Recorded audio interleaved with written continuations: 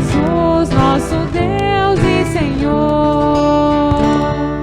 Jesus Cristo se tornou obediente até a morte numa cruz. Pelo que o Senhor Deus o exaltou e lhe deu um nome muito acima de outro nome. Glória, poder e louvor a Jesus, nosso Deus e Senhor. Honra, glória, poder e louvor a Jesus, nosso Deus e Senhor. Paixão de nosso Senhor Jesus Cristo, segundo Marcos. Logo pela manhã, os sumos sacerdotes, com os anciãos, os mestres da lei e todo o sinédrio, reuniram-se e tomaram uma decisão. Levaram Jesus amarrado e o entregaram a Pilatos. E Pilatos o interrogou: Tu és o rei dos judeus? Jesus respondeu: Tu o dizes. E os sumos sacerdotes faziam muitas acusações contra Jesus. Pilatos o interrogou novamente: Nada tens a responder? Vê de quanta coisa te acusam? Mas Jesus não respondeu mais nada, de modo que Pilatos ficou admirado. Por ocasião da Páscoa, Pilatos soltava o prisioneiro que eles pedissem. Havia então um preso, chamado Barrabás, entre os bandidos, que numa revolta tinha cometido um assassinato. A multidão subiu a Pilatos e começou a pedir que ele fizesse como era costume.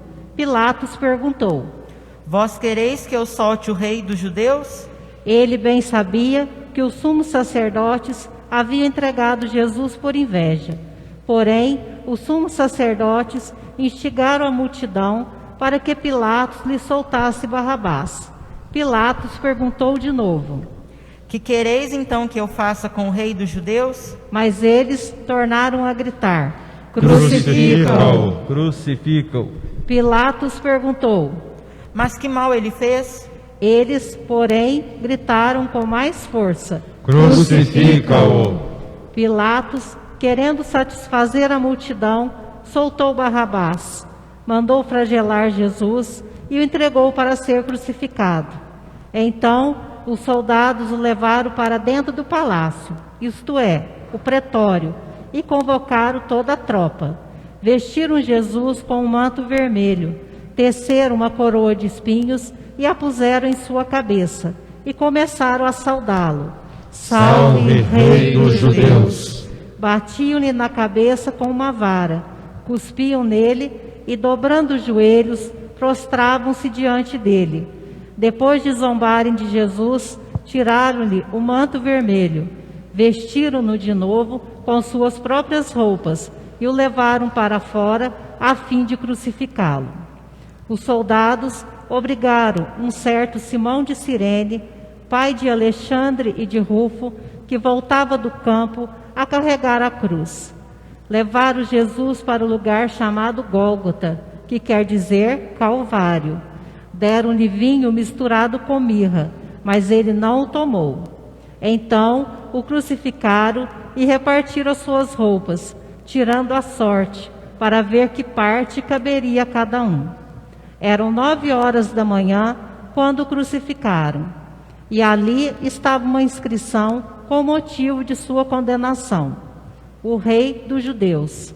Com Jesus foram crucificados 2 ladrões, um à direita e outro à esquerda. Os que por ali passavam o insultavam, balançando a cabeça e dizendo: tu que destróis o templo e o reconstróis em 3 dias, salva-te a ti mesmo, descendo da cruz. Do mesmo modo, os sumos sacerdotes, com os mestres da lei, zombavam entre si, dizendo: Ao outro salvou, a si mesmo não pode salvar. O Messias, o Rei de Israel, que desça agora da cruz, para que vejamos e acreditemos. Os que foram crucificados com ele também o insultavam. Quando chegou o meio-dia, houve escuridão sobre toda a terra, até às 3 horas da tarde. Pelas 3 da tarde, Jesus gritou com voz forte, Eli, Eli, lama sabachthani. que quer dizer: Meu Deus, por que me abandonaste? alguns dos que estavam ali perto, ouvindo-o, disseram: Vejam, ele está chamando Elias. Alguém correu e embebeu uma esponja em vinagre, colocou-a na ponta de uma vara e lhe deu de beber, dizendo: Deixai, vamos ver se Elias vem tirá-lo da cruz. Então Jesus deu um forte grito e expirou. Ajoelhemo-nos.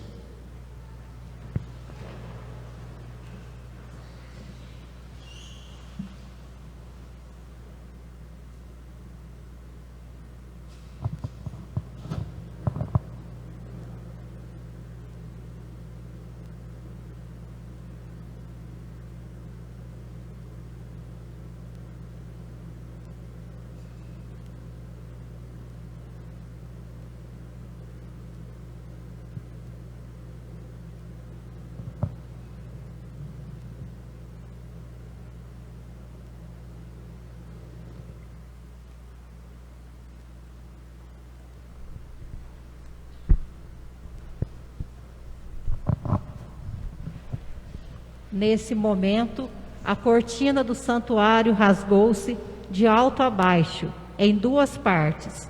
Quando o oficial do exército, que estava bem em frente dele, viu como Jesus havia expirado, disse: Na verdade, este homem era filho de Deus. Palavra da salvação. Glória a vós, Senhor. Tenham bondade de se sentarem.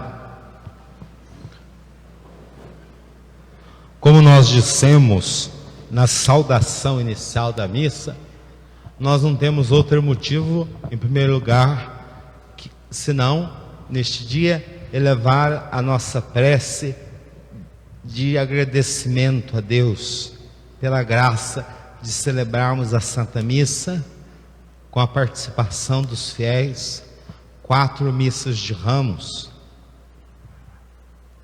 pois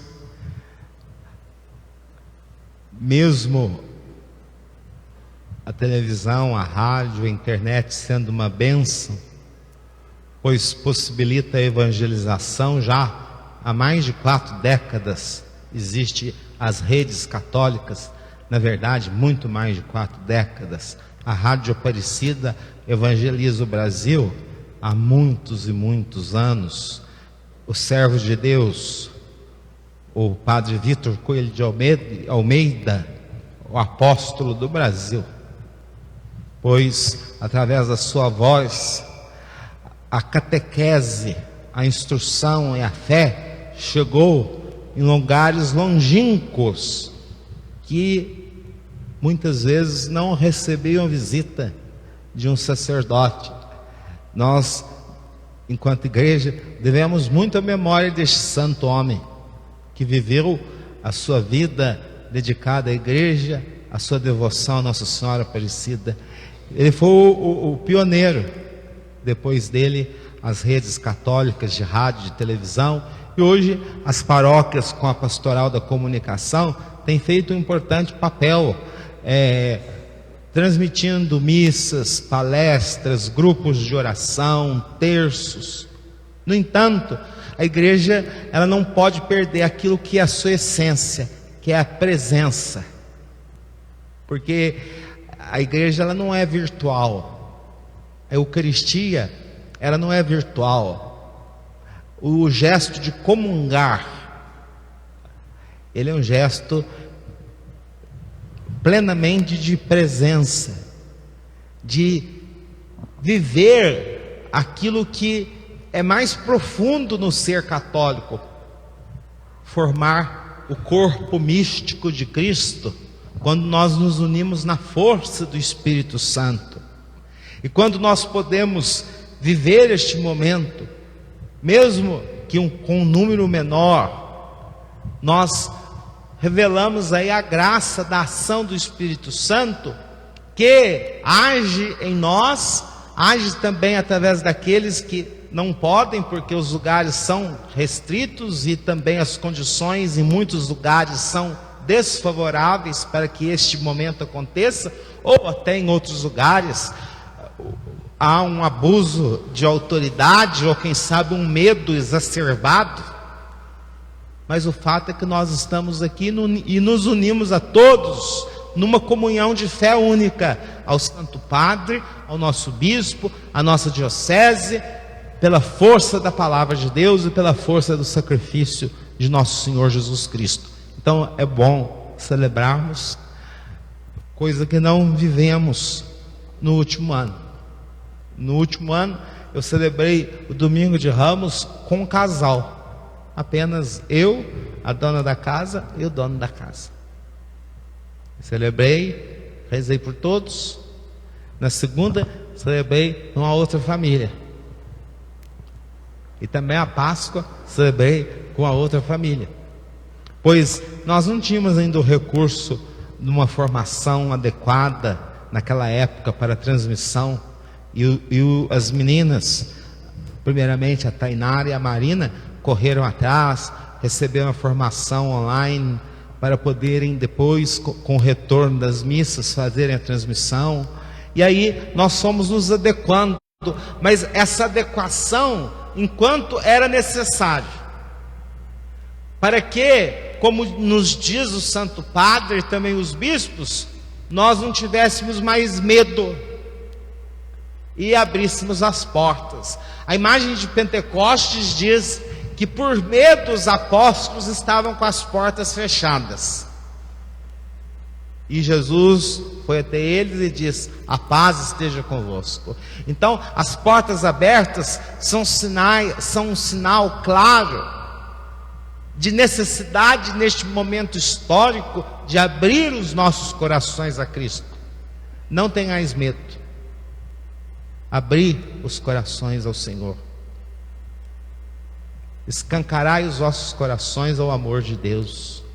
Essa é a grande mensagem que nós celebramos na Semana Santa, porque nós fazemos memória da nossa salvação.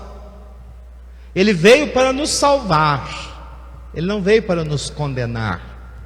E Ele veio precisamente para operar um sacrifício de doação de vida, de entrega da sua vida. Após o seu ministério público de cura, de libertação, de anúncio da palavra, de confronto com as autoridades, a sua condenação à morte, ela é o resultado, primeiramente, do plano de Deus, mas ela também reflete uma imagem de poder que estava na cabeça das pessoas. Nós temos uma imagem dupla de poder. Primeiro, o poder de Pilatos e de Herodes e de Anás e Caifás. É o poder da tirania.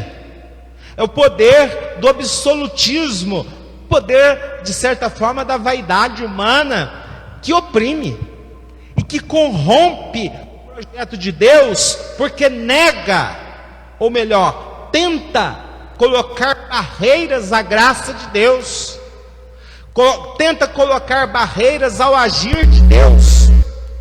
E isto foi reincidente na história de Israel, porque em muitos momentos, mesmo os reis sagrados de Israel sucumbiram diante da riqueza, diante do prestígio, diante da idolatria. E como o povo padeceu.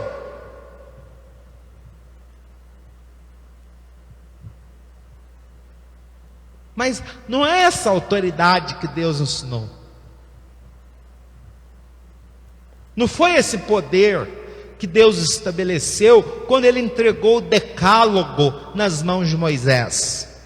O próprio profeta, na primeira leitura, descreve de uma maneira clara quem é esse servo do Senhor. Não aparentava nem forma humana.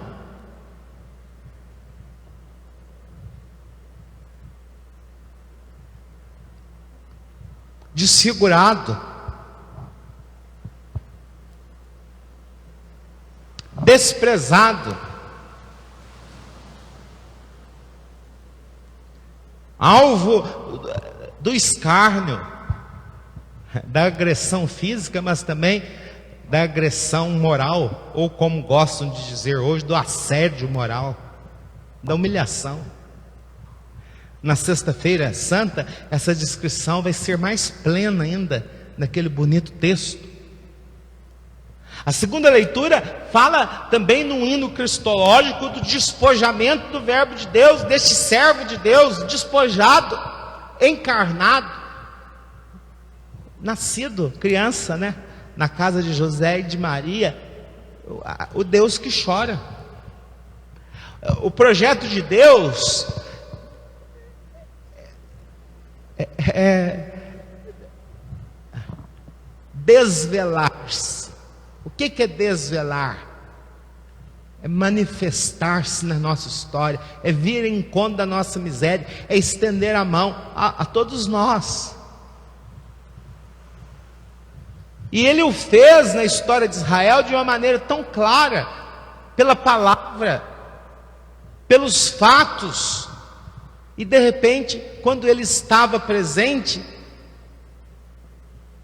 não reconheceram em Jesus, porque não reconheceram naquele homem que entrava em Jerusalém montado num jumento. Mais uma vez a figura do jumento, não é o mesmo animal que a Virgem Santa montou e foi até Belém para recensear-se até que completaram-se os dias do parto.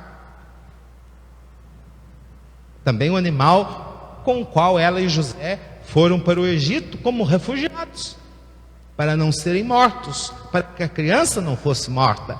Não é o mesmo animal, mas é um animal, um asno, um animal de carga, um animal trabalhador, diferente da guarda pretoriana, com seus belos animais, seus cavalos.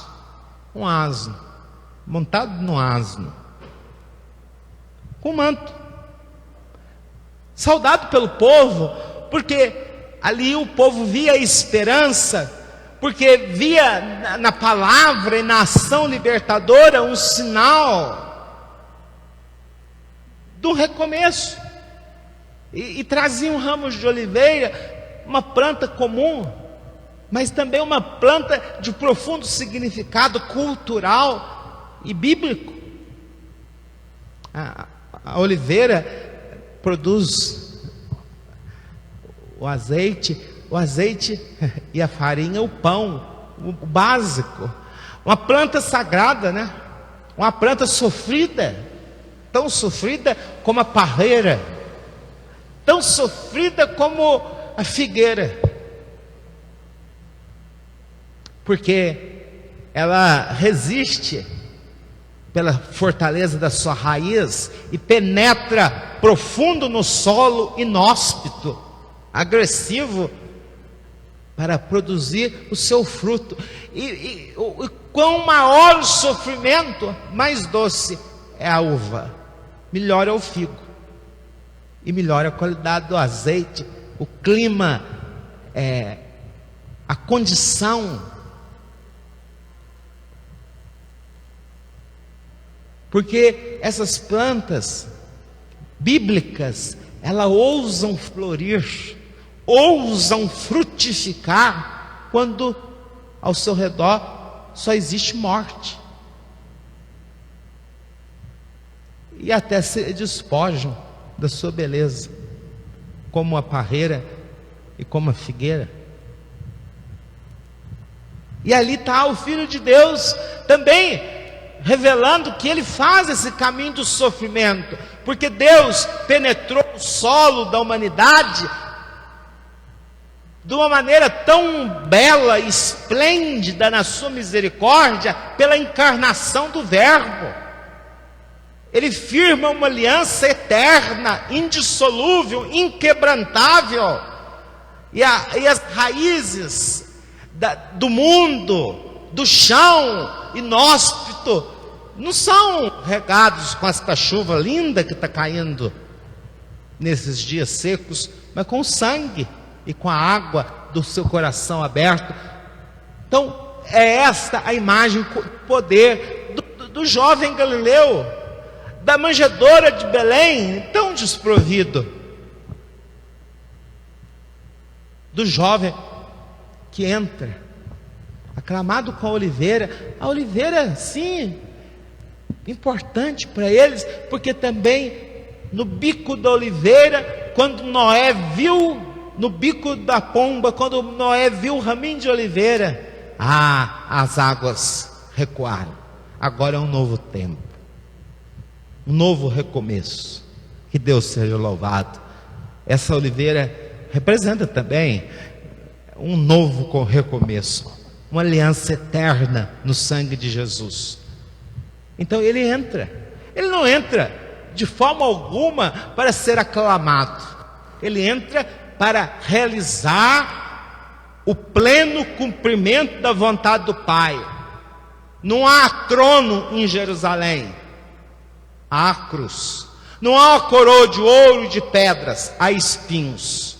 Não há um cetro, há cravos. O séquito, 2 bandidos,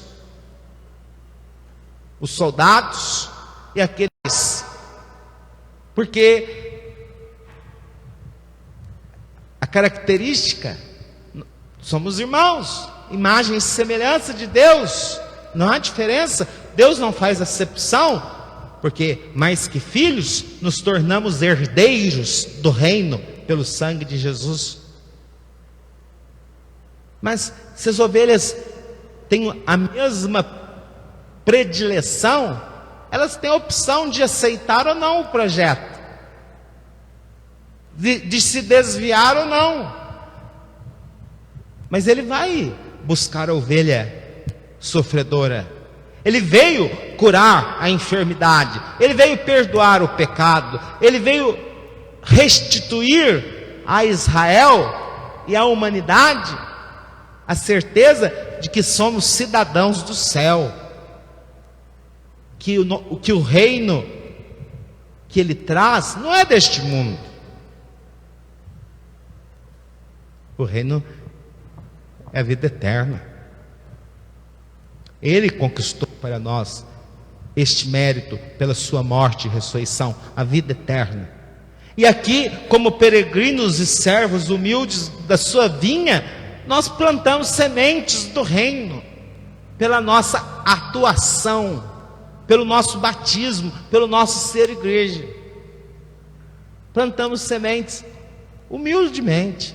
E exercemos um poder temporal de administrar aquilo que Ele nos concedeu, e devemos fazê-lo com humildade, conforme na paixão de sexta de João. Pilatos vão conversar sobre a autoridade. Autoridade que serve, autoridade que está a serviço da vida, autoridade que olha o bem comum, autoridade que reconhece a Deus. E esse reconhecer a Deus é condição de vida, de paz, é condição de solidariedade. Conversão, oração, jejum, esmola, caridade. Sem fé é apenas um gesto ascético. Caridade sem fé é assistencialismo, e pode cair na vaidade da autopromoção, de usar a caridade para promover a ideologia, para se manter no poder, para oprimir. Isso não é caridade. Pode ser uma ONG, mas a igreja não é uma ONG. A igreja não é uma repartição pública. A igreja é livre. porque ela nasceu do coração de Jesus. A nossa fé é livre, é nosso direito. Então, quando hoje a gente se ajoelhou na hora da narrativa da paixão segundo Marcos, é impossível não vir no nosso coração este último ano. O último ano de tantos sentimentos que nunca imaginávamos sentir.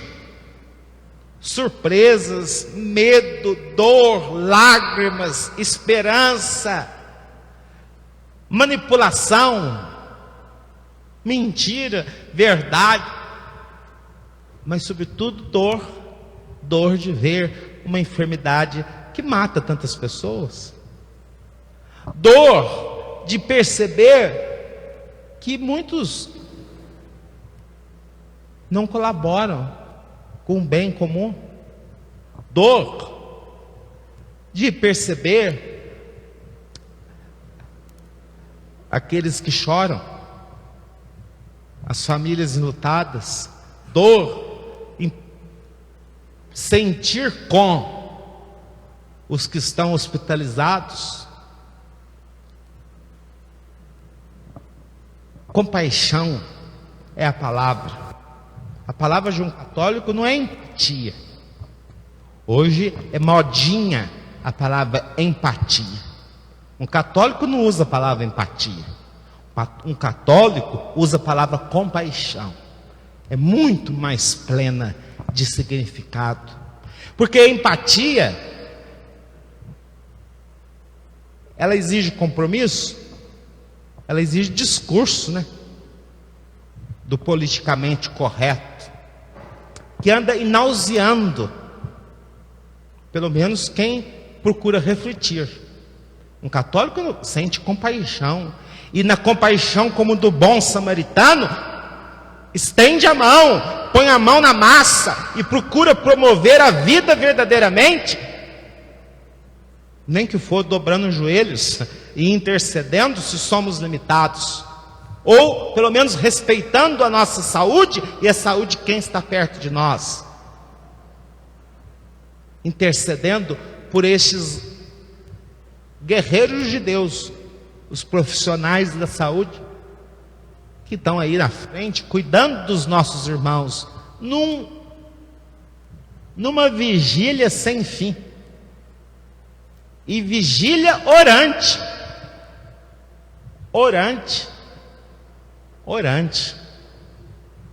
Dobrar os joelhos no chão hoje, prostrar-se no chão hoje, na hora da narrativa, seria impossível não vir à memória o luto, a lágrima, mas levantar-se e olhar para a Assembleia seria por demais pessimista, não crer na fé, na esperança e no poder da caridade verdadeira que transforma, essa caridade que vem do coração de Jesus, que vem do servo, que doa, que se entrega.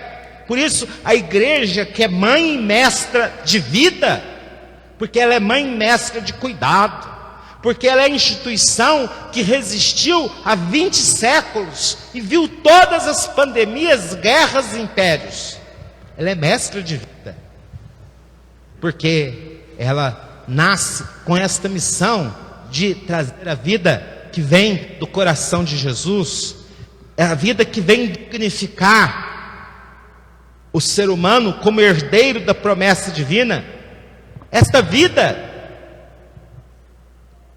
que é cuidado, que é compaixão, que é cura, mas sobretudo que é apelo à conversão.